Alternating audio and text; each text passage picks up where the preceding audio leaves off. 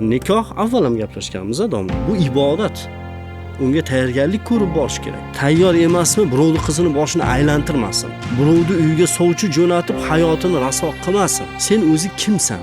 Sen yaratgan egam senga bitta omonatini berganda shu omonatni asraydigan darajada nikoh ilmiga egamisan? Ayollarni asray bilish kerak degan ilmga egamisan? Erning vazifalari degan narsani bilasanmi? Oilani moddiy va ma'naviy ta'minlash sharoitiga, imkoniyatiga, kuchiga, aqliga va ilmiga egamisan?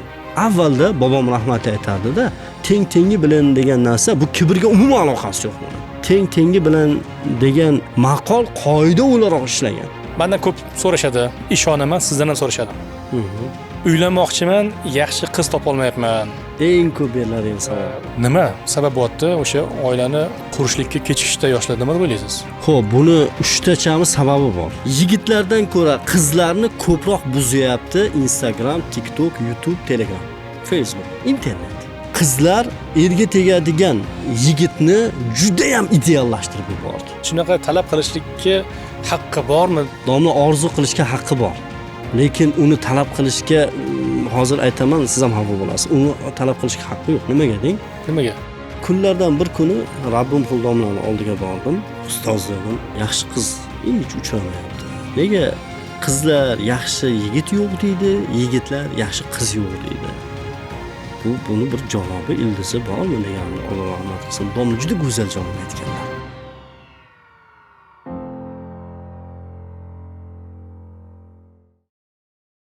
Assalomu alaykum hurmatli kuzatuvchilar. Navbatdagi suhbatimiz yana domlamiz bilan Saidabro'r aka. Xush kelibsiz. Xushvaqt bo'ling. Domla bilan odatdagidek biz oila mavzusida suhbatlashamiz va ko'pchilikka xudo xolasa foydali bo'ladi degan umiddaman. Mendan ko'p so'rashadi, ishonaman, sizdan ham so'rashadi. Uylanmoqchiman, yaxshi qiz topa olmayapman. Tanishlaringizdan bo'lsa bizga tavsiya qiling deydiganlar bo'lsa kerak sizda ham. Eng ko'p beriladigan va uning ikkinchisi qizimni uzatishim kerak. Yaxshi yigitlardan, shogirdlaringizdan, ukalaringizdan bormi deydigan onalarni masalan savollar keladi-da. Juda ko'p. Yaxshi yigitlar bormi, yaxshi qizlar bormi? Bugun shu va shu atrofida suhbatlashamiz, oila xudo xolasa. Men aytaman, yaxshi yigitlar ham ko'p aslida. Siz yo'q deb o'ylagan taqdiringizda ham yaxshi qizlar ham ko'p. Ba'zilar yo'q deb o'ylasa ham. Faqatgina ular bir-birini hozircha topisha olmayapti. Siz nima deysiz bu mavzuga? Avvalo assalomu alaykum yana bir bor muxlislarga ham taklif uchun rahmat domlajon. Buni bir tahlil qilib ko'rganmiz domla. Chunki o'zim uylanayotgan paytda ham bir o'ylaganman-da. Endi aytmay sonini ko'p nomzodlar ko'rish bo'lgan. Uchrashuv chiqib ko'rgansiz? Yo'q, ko'pini uchrashuvga chiqmaganman ham hatto.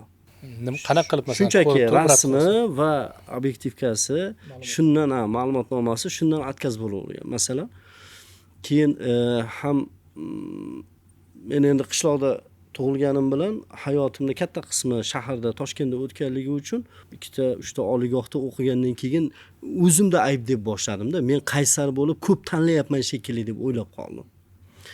Keyin bir kun o'z necha yoshda uylandingiz? Men 25 yoshdan o'tganda uylanganman. 20 yoshdan boshlangan bizga qiz uydagilar. Uylanish harakati. Yo'q. Mana shu joyiga bitta e'tibor qarataylik. Uylanish tashabbusi mendan chiqmagan avval. 20 yoshimda otam men seni uylantiraman degan. 20 yosh edim. O'sha payt o'sha birinchi mutaxassislikda institutda o'qiyotgan paytim universitetda adashmasam 3-kurs edim. O'sha payt otam aytganki, "Bo'ldi, men seni uylantiraman" degan. Men hali o'qishim bor, ota, chin dildan aytganman. Hani ichimda xursand bo'lib emas, chin dildan ota, o'qishim bor deganman va u o'sha 20 yoshimgacha menda odatdagi boshqa yigitlarga hamma emas, ba'zi yigitlardagi sevishib yurish, qizim, yigitim degan narsa menda bo'lmagan. Eng qiziq joyini aytay, maktabda menda qizlarga fobiya bor edi. Qo'rquv. Qizlarga yo'q, mayli qo'rquv deb turaylik, yomon ko'rish. Qiz sinfdoshlarim bilan juda yomon munosabatda bo'lganman.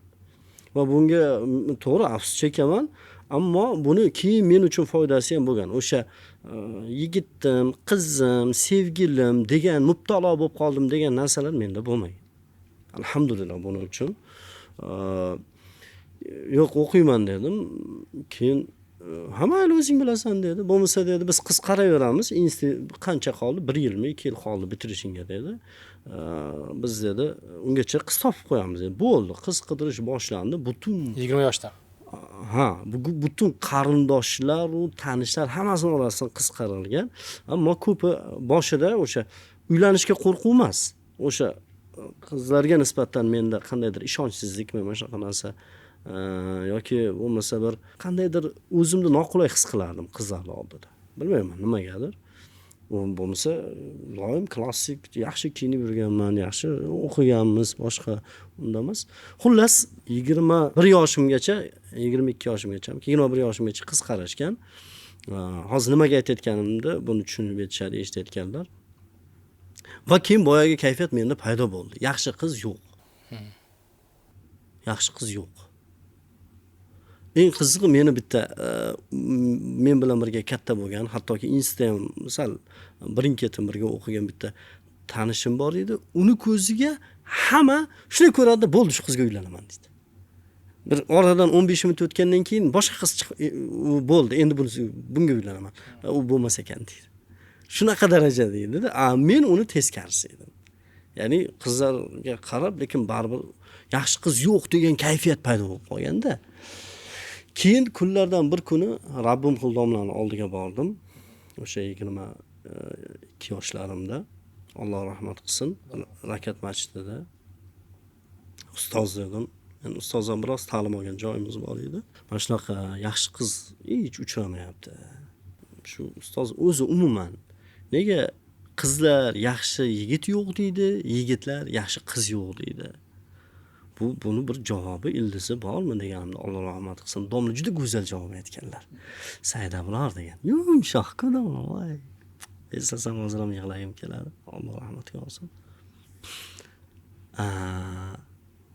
Aslida inson o'sha ilohiy nikoh bitilgan nikohga uchramaganligi uchun shunday deb yuradi dedi. Siz qanday qizni xohlaysiz? Aytdim, mana shunaqa bo'lsin, mana shunaqa bo'lsin, mana shunaqa. Endi shunga sal loyiq bo'lishga ham harakat qilib qo'ysizlar-a dedi. Bo'ldi. Ya'ni yaxshi qiz istayapsizmi? Soliha qiz istayapsizmi? Solih inson bo'ling. Zo'r gap. Domla duo qilganlar shunda. Qo'llarini ochib, ya Robbi, Said Abrorni o'zing solihlardan qilgin.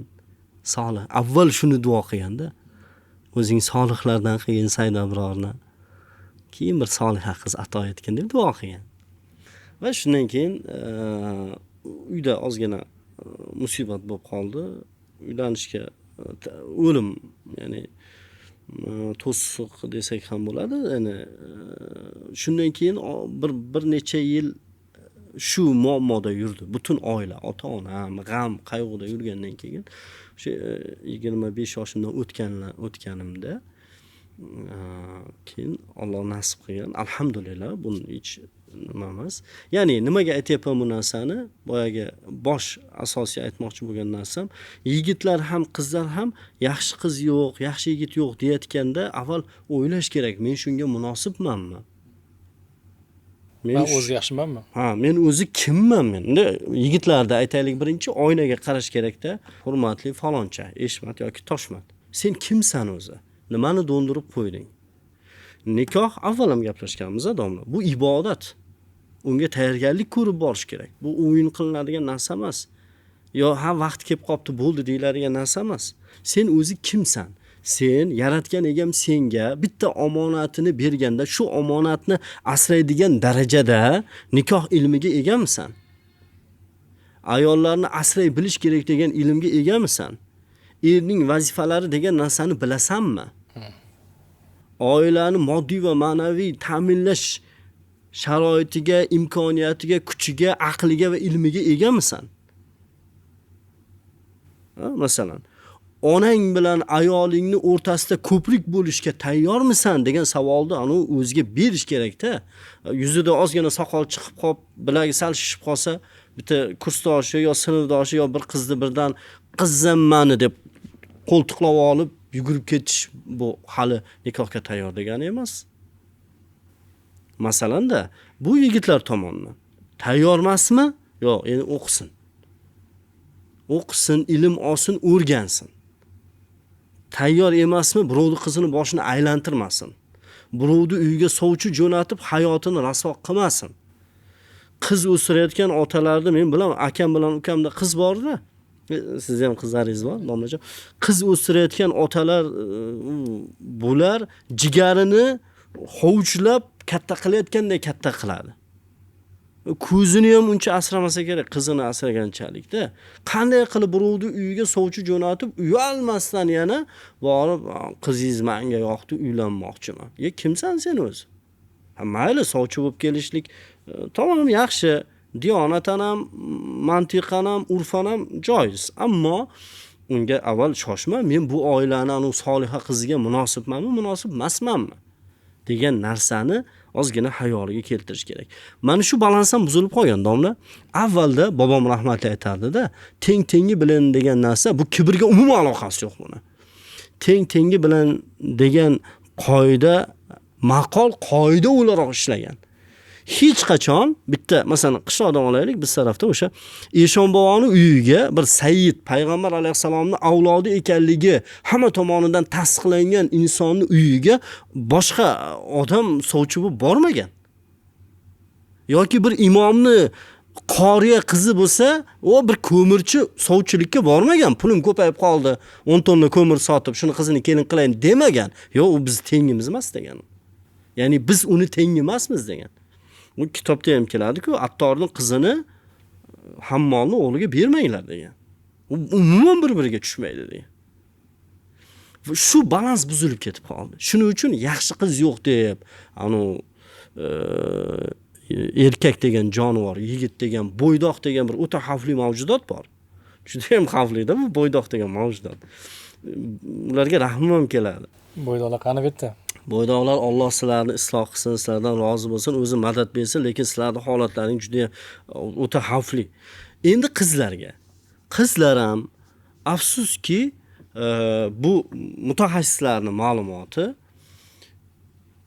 ijtimoiy tarmoqlar erkaklardan ko'ra ayollarga ko'proq ta'sir qilar ekan.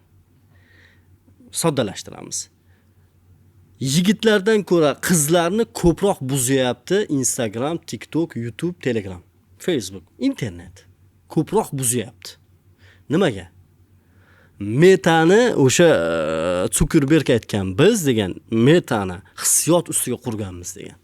Hissiyot ustiga qurilgan. O'ziga yoqqan narsa ko'rinaveradi-da qayda. Ha, u yo'q, faqat o'ziga yoqqan narsa emas, insonni hissiyoti bilan o'ynashadi ular. Endi kitoblarga ko'ra ayol kishi hissiyot ustiga qurilgan. Ayol hissiyotdan iborat. Shuning uchun tez yig'laydi, tez kuladi, tez xafa bo'lib qoladi, nozik xilqat, nozik tabiat. Ko'rgan narsasini haqiqat deb o'ylab qoladi. Yashang. Erkak kishi biroz o'ylab turib, eng xavfli tomoni. Masalan, bitta yigit bilan bitta qiz bir xil videoni ko'rib qoldi deyaylik. Olaylik, bitta ikkita yolg'onda kam er-xotin Instagramga blogerlar chiqib olib, ikkita nodon, ahmoq, esi yo'q xotiniga homilador bo'lganligi uchun mashina podarka qilyapti. Yoki sevgan qiziga 300 ta atirgul bilan bitta gelikni kalitini, u hammasi arenda ularda.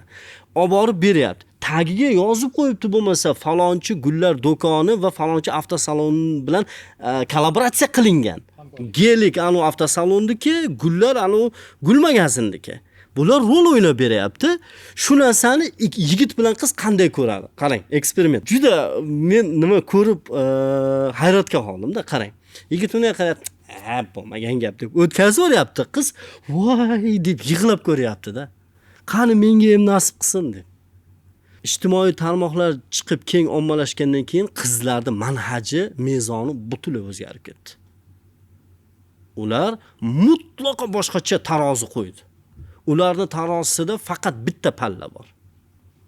Tamom. O'zlari tomonga bosadigan palla bor. Mana savol tug'ildi-da. Qarang, hatto sizda ham qanaqadir fobiya bo'lganligi haqida aytdingiz. Bu o'zi qayerdan keladi? yon atrofdan kimdandir ko'rdingizmi? Shunaqangi holatlarni qavmi qarindoshlar, qo'shnilar, maktab yoki kino nima ta'sir qiladi insonga mana shu qo'rquvga? Ammo ba'zi bir yigitlardan so'raganimizda, u yigitlarni ko'p aytadiki, masalan, ayniqsa uyda ko'p janjal bo'ladigan bor-ku. Onasi otasini ko'p qarg'aydigan, onasi bolalarini ko'p uradigan bolalar kelajakda ko'p ayollarga ozor beradigan bo'lib ulg'ayadi. Mana shuni esdan chiqarmaysizlar, qaytadan aytaman. Uyda ko'p janjal bo'ladigan, erini alamini bolasidan oladigan onalar bor-ku. Siz bilan bitta podkastda gaplashdik-a? 5 yoshgacha, 7 yoshgacha bolangizni urmang degan. Izohga kiring, o'sha joyni bolalar kesib Instagramga qo'ygan, 2,5 million prosmotr bo'lgan. Onalar yozyapti. 35 yoshgacha bo'lgan onalar yozyapti. Uzog'i 40 yoshgacha bo'lgan. Chunki 2 yosh, 3 yosh, 4 yosh bolasi bor, 40 dan katta bo'lmaydi-da. 4 yosh bolam bor, senlab yozyapti menga. O'zi mendan 10 yosh kichkina. Yozyapti, qarang. Sen kimsan? Men uraman. Kichkinaligida urmasa keyin bosh egmaydi. 4 yoshli o'g'lim bor, urib katta qilyapman degan. Alloh seni isloh qilsin dedim. Seni tavbangga tayantirsin dedim. 4 yoshli bolani ham urib bo'ladimi hech zamonda? Mana shuncha yozgan, qisqa joyini aytyapman. Chunki otasi menga xiyonat qilyapti. Voy, bolada nima ayb? Otasi nima bo'lib o'lib ketmaydimi? Bolada nima ayb? 9 oy ko'tarib tuqqan bolangni qanday urasan? Video ham tarqagandi, agar eslasangiz. Ha? Otasi qayerdadir chet elda, Ha. otasiga Ko'rsatib uryapti. Sani bolangni turib rosa Endi shu onani oyog'i ostida deysizmi jannat? Shu ona munosib deysizmi? Bular o'g'il bolalarni mana ko'p aytamiz. Ona madrasani bitta mana joyini aytib qo'yay. Hurmatli onalar, agar bolangizni shu urib katta qilsangiz, so'kib katta qilsangiz, qarg'ab katta qilsangiz, siz bitta o'zingizga emas, kelajakda bitta oq padarda, ota-onaga oq bo'ladiganni, o'zingiz oq qilib yuboradigan bolani tarbiyalaysiz. Ikkinchisi, bitta ayolni sho'ri bo'ladi u. Bir umr bir ayolning azobini beradi. Onasidan ko'p kalta kelgan bolalar katta bo'lib xotinni urganlar juda ko'p bo'lgan. Yoki otasini, onasini urayotganini ko'rib katta bo'lganlar. Yoki onasini, otasini senlab haqorat qilayotganini, umuman urush janjalli oilalarda, sokin bo'lmagan oilalarda farzandlar, qiz ham, yigit ham katta bo'lgandan keyin uylanish va erga tegishdan qo'rqadi. Qo'rqadigan bo'lib qoladi. Shuning uchun uni nima deb xaspo'shlashni bilmay, yaxshi yigit qiz yo'q, yaxshi qiz yo'q degan sababga yopishadi. Bu ham bitta sabab qoladi-da. Menda endi savol bor-da. Hozir kuzatuvlarda yosh katta bo'lib ketyapti. Statistikani ham bolalar chiqarib berishuvdi. Bir o'qing, menga ham qiziq. 2021-yilda 305.200 ta oila qurilgan ekan. Bugungi kunda oradan 5 yil o'tdi, ko'p emas. 267.000 ga tushib ketdi. Aholi soni o'syapti, lekin nikohlanish tushib boryapti. Proporsional boshqa podkastlarda gaplashganmiz, yildan yilga ajrashlar soni ko'payib boryapti. Xo'p, yoshlar oila qurishlikdan qo'rqayotgan bo'lsa yoki bo'lmasam 25, 27, 30, 30 dan oshib, masalan, uylana olmayapti yoki bo'lmasa turmushga chiqa olmayapti. Bizda ham shunaqa so'rov keldi. Iltimos, 30 dan oshganman, turmushga chiqmoqchiman, yaxshi munosib insonlar bo'lsa, men oila qurishlikka istayman. Nima sabab bo'lyapti o'sha oilani qurishlikka kechikishda yoshlar, nima deb o'ylaysiz? Xo'p, buni bir 3 tachami sababi bor. Chunki men hozir bu haqda bir narsa yozyapman, bitta maqola. Birinchi sababini aytaman.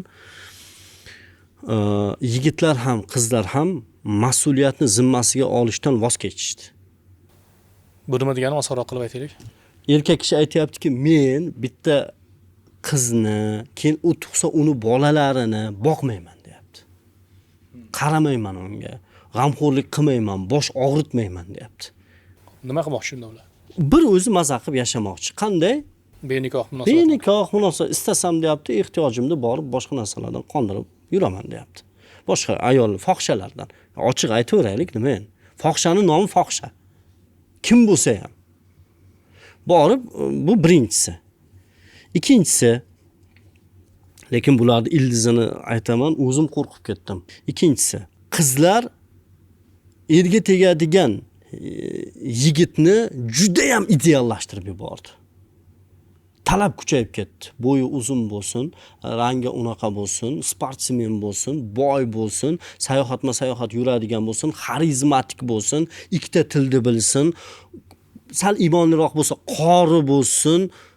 Voy birodarlar, madrasa bilan mahati bitirganda ham 100% qori emas hech qaysisi. Rost gapda. Ha, Qur'on o'qishni biladi, 5 pora, 10 pora yodlagan joyimiz bor, lekin bu murakkab masala-da u. Ikkita tilni bilsin, boy bo'lsin, qori bo'lsin, bo'yi 1.80 bo'lsin, yelkasi keng bo'lsin, andaqa bo'lsin, mandaqa bo'lsin, bo'lsin. Er bo'lsin, erkak bo'lsin. Bu talab hozir otliqqa yo'q, piyoda qo'yaversin. Yo, men bitta narsa aytib ketay shu o'rinda. O'zi aslida shunaqa talab qilishlikka haqqi bormi biz deyilsa, biz haqqi bor. Istaganingizni so'rang, istaganingizni talab qiling. Deyveramiz, faqatgina bu talabga javob beradigan insonlar bo'lmasa, sizni turmush qurishingiz biroz kechikib boraveradi-da. Bu narsaga siz ruhan har tomonlama tayyor tursangiz, istagancha talab qilavering. Aytganimizdek haqqingiz bor. Lekin biroz hayotga real qaraladigan bo'lsa, domla orzu qilishga haqqi bor. Lekin uni talab qilishga hozir aytaman, siz ham xafa bo'lasiz. Uni talab qilishga haqqi yo'q. Nimaga deng? Nimaga? U xayrlisini so'rashga haqqi bor. U bilmaydi anu bo'yi 1.80 metr buning uchun xayrlimi, xarjsizmi? Anu 10 million dollar zapas puli bor bola bunga xayrlimi, xayrsizmi, u bilmaydi. Uni bitta huquqi bor. Ofiyatda xayrlisini so'rash. U qanaqa bo'ladi? Uni yaratgan ekan biladi. Shuning uchun ko'p ham bunaqa talab yozib, kamiga psixlar o'rgatyapti. Daftarni ochda, ichiga turmushga chiqadigan yigitingni 33 ta sifatini yoz. Men o'zimni 33 ta sifatimni bilmayman. O'zimni qanday qilib siz uylanadigan qizni yoki erga tegadigan yigitni 33 ta sifat u qanaqa bo'ladi u? Domlajon, siz o'zingiz nechta sifatingizni bilasiz? Bersam bir ikkitasini bilaman. Kim bo'lsa 10 ta sanaymiz o'zimiz haqimizda. 33 ta sifat eshitib, men aytdim bu aqldan emas, shunchaki sifat emas, fazilat bo'lishi kerak-da. Yo'q, faqat sifat emas, u fazilat avliyolarda ham yo'q fazilatlar bo'lishi kerak-da. Men aytaman, shu meni jannatga kiritib qo'y degan talabni qo'ymayapti xolosda bular. Lekin aslida erini rozi qilib jannatga kirsa bo'ladi. Ya'ni ikkinchisi, qizlarda talab ko'payib ketib qoldi. Juda ham haddidan oshib. Uchinchisi, endi eng xavflisi, yigitlar va qizlar oila qurishlikni shunchaki shahvatni qondiradigan narsa deb o'ylayapti. Uni shundoq ham qondiraman deyapti. Oila qurmasdan ham. Uylanish haqida gap ketsa, birdan jinsiy aloqaga bog'laydi hamma. Bitta qiz mana shu yaxshi yigit ekan, oyijon, sovchi kelsa, uchrashib ko'rdim, yaxshi ekan desa, ersirab qolganmisan degan gapni aytadi. Bu qanaqa, bu qaysi mantiq, qaysi taroziga ko'ra aytilyapti bu narsalar? Domla keling, real voqelikda gaplashaylik. Qaysi taroziga ko'ra aytilyapti? Kimni tarozisiga, kimni mantig'iga, kimni qonunlariga ko'ra gapirilyapti bu narsa? Nimaga biz bitta narsani bilib olaylikda, turmushga chiqadigan ham, erga tegadigan ham va ularning ota-onalari, eslaringdan chiqarmanglar, bu dunyoning egasi bor.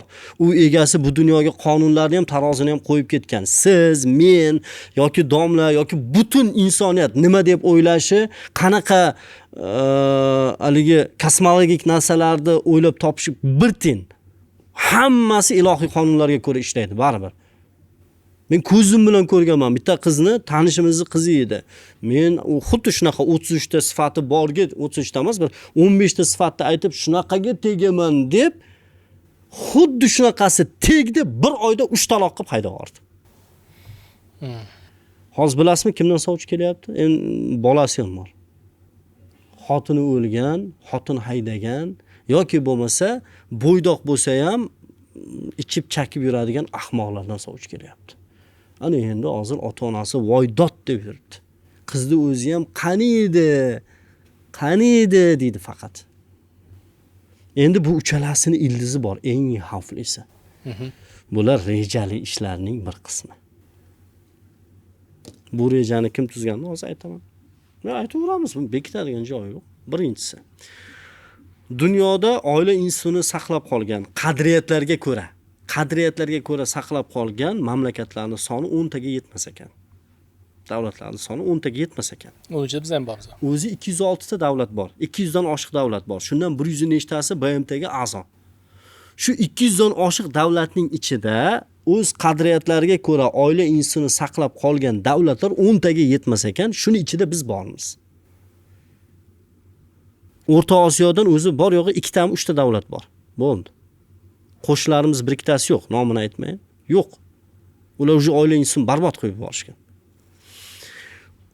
Oila instituti nimaga kerak? Bo'lib ham islom jamiyati, islom diniga e'tiqod qiladigan musulmonlarning orasidagi oila instituti nimaga kerak? Nima bu qanaqa? Nima uchun buni yo'q qilishga harakat qilyapti boshqalar? Bu nimaga kerak desangiz, oila instituti bu jamiyatlarni birlashtiradigan, kuchli va qudratli qiladigan eng birlamchi yacheyka hisoblanadi. Oila instituti yo'q davlatlarda davlatlar ham iqtisodiy qudratli bo'lishi mumkin, lekin u qudrat asosan pulning ustida qurilgan bo'ladi. Ularda aniq maqsad g'oya bo'lmaydi. Aniq maqsad g'oyasi shu pul va maishat, lazzatni ustiga qurilgan narsalar. Lekin baxt emas. Dunyoda baxt boshqa, lazzat boshqa narsa. Lazzat bu tananiki, kayf. Tanaga beriladigan narsa. Baxt bu ruhiyatga, qalbga tegishli narsa. Ikkalasi ayro narsa. Bizda nimagadir odamlar ana lazzatlanishni baxt deb bilyapti. Pul topamanda, masalan, olaylik hozir Turkiyaga borib dam olib kelaman desam, men, bu lazzat. Lekin baxt emas. Oilam bilan, ota-onam borsa ota-onamni qo'shib yoki farzandlarim bilan borsam va u yerda men xotirjam bo'lib, ruhiyatim taskin topib, ibodatlarim ham yanada go'zallashishiga motivatsiya bo'lsa, bu baxt.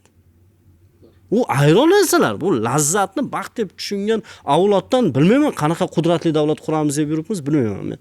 Endi mana shu narsa bizda bor ekan. O'zbekiston oila instituti 90% dan ortiq saqlanib qolgan o'ta kamsonli 3-4 ta davlatdan bittasi ekan. Men bunga Xudoga shukr, alhamdulillah deyman. Juda. Lekin endi buni ikkinchi tomoni bor. Bu oila institutini barbod qilishga harakat qilayotgan kuchlar ham bor. Chunki bu yuqorida aytdim, oila instituti bir davlatni, jamiyatni qudratli, kuchli qilib turadigan va kelajak, bu iqtisodiy jihatdan demayapman. Xalqni o'zini qudrati, kuchi, birlashishi. Masalan, bizda birlashish degan narsa haligacha bor-da. Oddiy oshga begona chaqirsa ham boramiz. Ko'chada mashinada o'tib ketayotganingizda, janoza o'tib ketsa to'xtaysizmi domla? Albatta to'xtaysiz. Albatta ko'taradi. Yoki hech bo'lmasa qabriston umuman tanimaydigan odamlar o'lib ketgan qabrda oldidan o'tsa ham duo qilib qo'yadi. Demak, hali bu o'sha oila institutidagi qadriyatlarning bor ekanligidan darak. Bo'lib ham bu qadriyat islomga asoslangan. O'z-o'zidan islamofoblar yoki shuni dushmanlari, qadriyatlarning dushmanlari, butun dunyoni globallashgan bir yagona dastak ichiga yo aylana ichiga tiqmoqchi bo'layotganlar buni istamaydi. Ular uchun biz begonamiz. Xalaqit qilamiz hamda. Biz xalaqit qilamiz ularga. Ayniqsa agar kuchayib ketib qolsak, ularni ishini buzib qo'yishimiz mumkin keyin. Nikohni targ'ib qilib qo'yishimiz mumkin. Oila institutini targ'ib qilib qo'yishimiz mumkin. Keyin fohishaxonalar, har xil bemaza, shou-po, bir narsa fest-meslar bo'lmaydigan bo'lib qoladi-da keyin. Bu narsa ularga ozor beryapti. Va buni yo'q qilish uchun juda katta kuch sarflanyapti ular. O'zbekistonda oila institutini yo'q qilish. Buni nimadan boshlaymiz deyapti? Buni bir necha 10 yo'li bor. Ikkita yo 3 tasini aytaman. Bittasi yoshlarda nikohga bo'lgan rag'batni yo'q qilish, erga tegish va uylanishni yo'q qilish. Erga tegib uylansa ham qiz bilan yigitga aytayaptiki, ikkalang tengsan deyapti. Iltimos, meni eshitayotganlar, mana shu joyga ahamiyat qiling. Sekin aytaman. Yer yuzi teskari aylansa ham erkak bilan ayol oilada teng bo'lmaydi. Chunki bu bizning qo'limizdagi narsa emas. Qanday qilib erkak kishi ayoliga bor ko'chaga chiqib pul topib, men uyda yotaman deyishi mumkin. Teng bo'lsa, bir kun sen ishla, bir kun men ishlayman deyish kerak.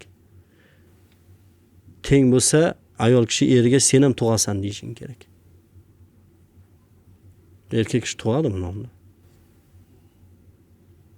Qaysi mantiq bilan bu narsani ko'tarib yuribsizlar, men tushunmayman hech.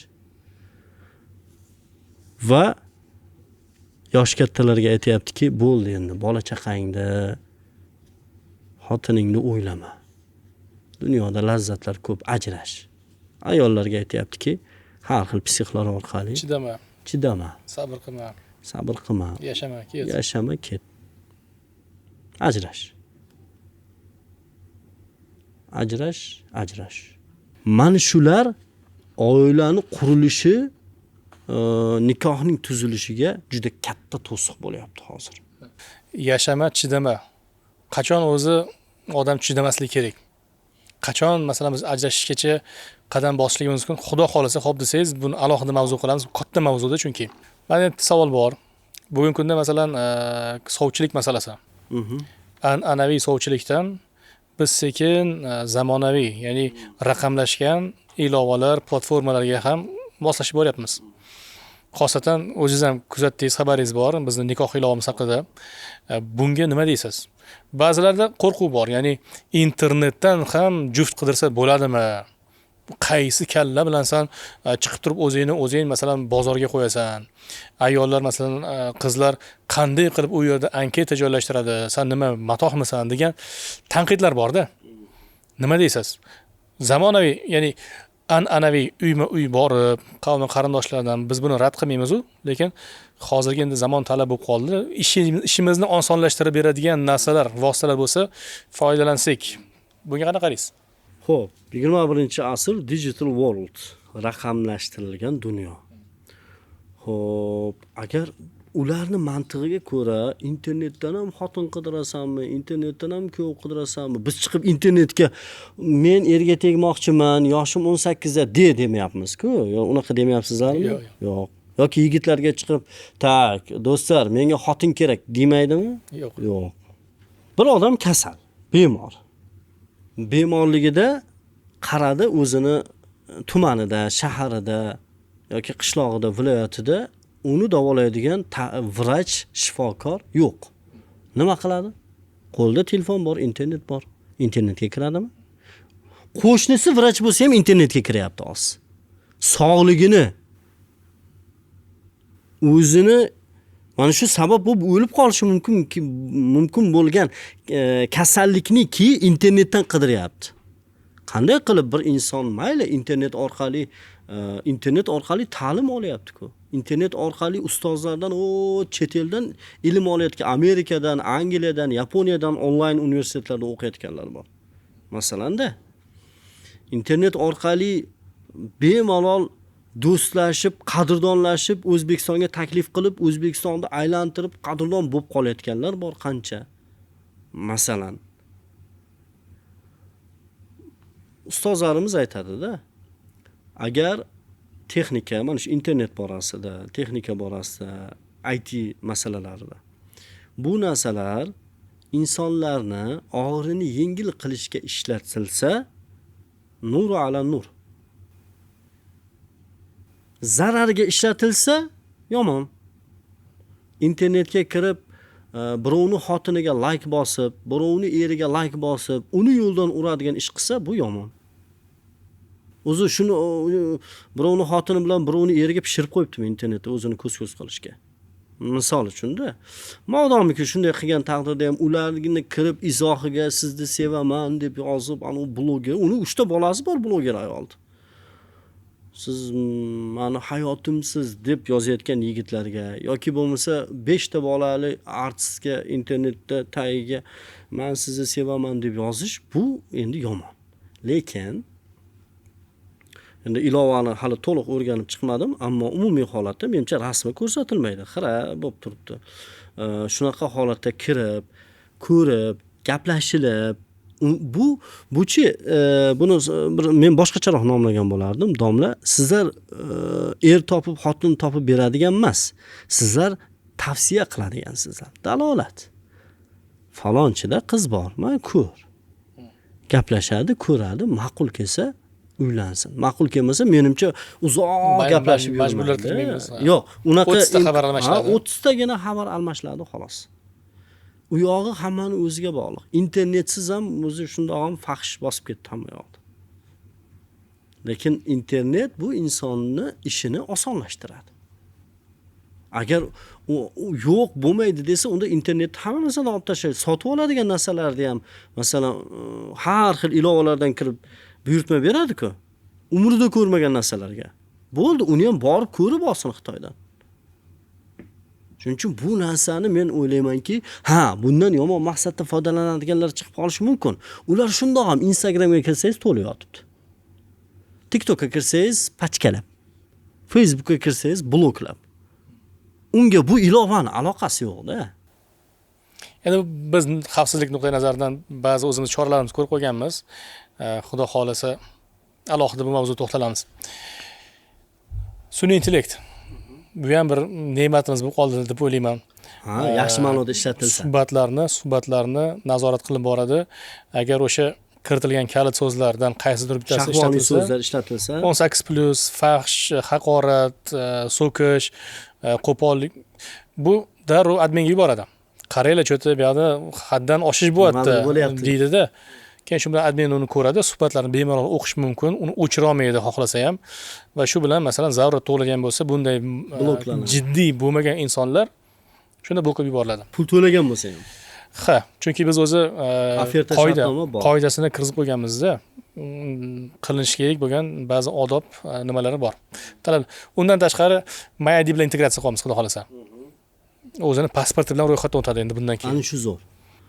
Javobgarlik ham bo'ladi. Balkim hozir suhbatimiz chiqib bo'lgan bo'lsa, balkim bu narsa amalga oshirib ham bo'lgan. MyID yuzini rasmga oladi, pasportini daniyalarini kiritadi. Bo'ldi.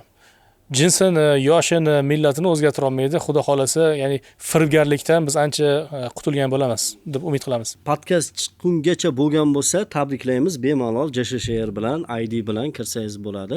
Shunda firibgarlik bo'lmaydi. Deyarli emas, umuman bo'lmaydi. Nimaga deng? Umuman deganda ilova orqali sizni kimdir aldab keta olmaydi. U erkak kishi bo'lib ayolman deb, ayol kishi bo'lib erkakman deb yo boshqa rasmni qo'yib aldab keta olmaydi. Yana bitta savol bor menda. Ya'ni mana shu aynan nikohlarni kechikish masalasida. Orzu-havaslar, katta to'ylar qilish, boshqalarga o'zini isbotlash, ko'rsatish, dabdabali to'ylar. To'ylarni yigitlarning uylanishi, qizlarning uzatilishligiga to'sqinlik qilishlik mumkinmi? Cho'zilishligi deylik. Bu o'sha nikohga to'siq bo'layotgan narsalarni top 3 taligida ikkinchi o'rinda turadigan narsa mana shu. Birinchi o'rinda anavi yigit qizlarni, yaxshi qiz yo'q, yaxshi yigit yo'q deb bo'lsa, ikkinchi o'rinda mana shu turadi. Orzu-havas. Ba'zan birinchi o'ringa chiqib ketyapti. Eng bu og'riqli mavzuda. Qarang. O'zi to'y nima edi? E'lon qilish faqat. Bildirib qo'yish bu yoshlar. Odamlar ko'chada o'g'limni falonchini qizi bilan ko'rib qolsalaring, tag'in bularda bu zino qilib yuribdi, fahsh qilib yuribdi deb gumonda bo'lmanglar. Bugundan boshlab nikohlab qo'ydik. Bular eri xotin, meni uyimga kirib chiqib yuradi endi bu qiz. Kelinim deb e'lon qilib qo'yishlik edi. Buni adadi soni bor-ku, to'yga chaqiriladiganlarda soni juda minimal bo'lsa yaxshiroq. O'zingizni qarindoshlaringiz, qo'shnilaringiz. Ana boring 50 kishi yo 60 kishi. Bitta qo'y so'ysa go'zal. Kifoya qiladi. So'ymasa ham hech narsa qilmaydi. So'ymasa ham. Mana shu to'y edi. Nikohning o'zining shartlari bor. Qizi mahrini beradi va hokazo. Lekin mana bu to'yning o'zini dabdabasi bu millatimizni, xalqimizni boshiga tushgan bir la'nat bo'ldi. Men buni la'nat deb bilaman. Urf-odatga umuman aloqasi yo'q buni. Umuman. Buning bosh aybdorlari erkaklar. Qo'lga olmaganligi uchun yashang. Pulni shunday olib kelyapti, xotinni qo'liga beryapti-da, xotin nima desa shuni qilyapti.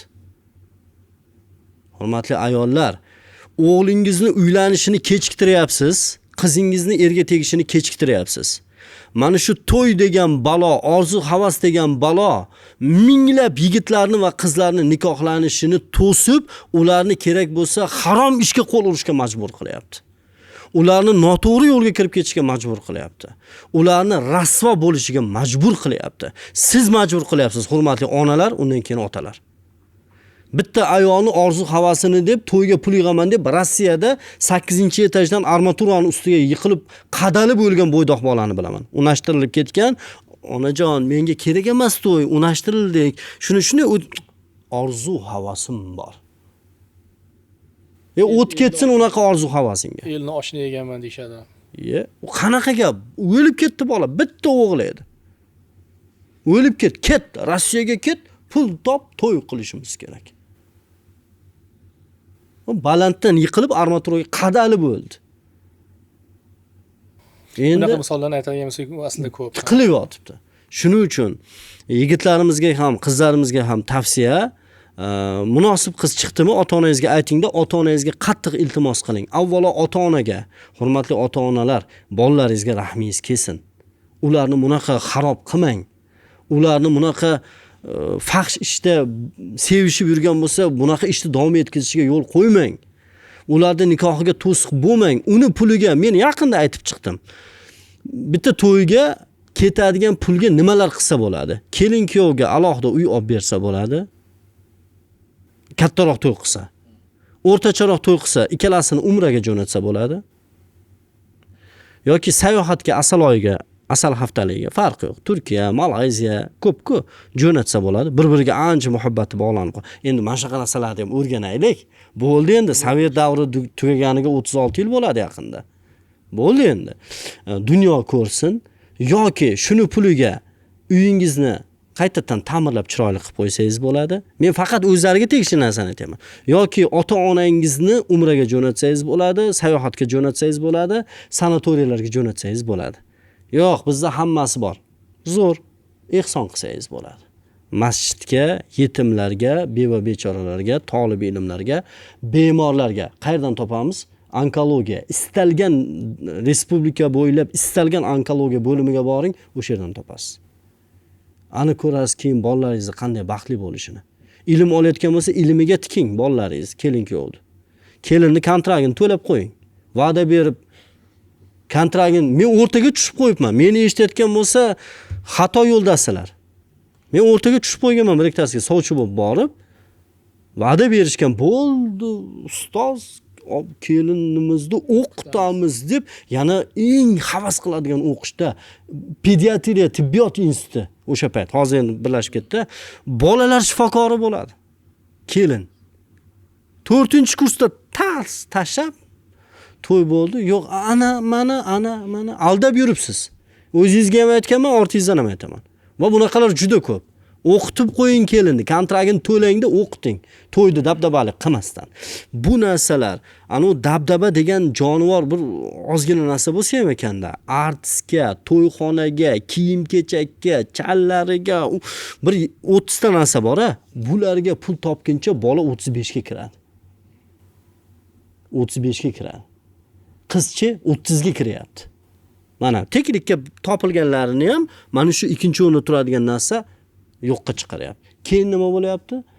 Yo bular bir xato ishga qo'l urib qo'yyapti, yoki boshqa odam bilan bir-biri bilan urush janjal boshlanib, boshqalar bilan bu qiz boshqaga ikkinchi xotinlikka, bu bir 3 ta bolasi boriga ilakishib ketyapti. Bittanasi esimga kelib qoldi. Bo'ydoqlar nima uchun uylanmayotganligining yana bitta sababi hozir juda yomon, eng ko'p kelayotgan savol bizga.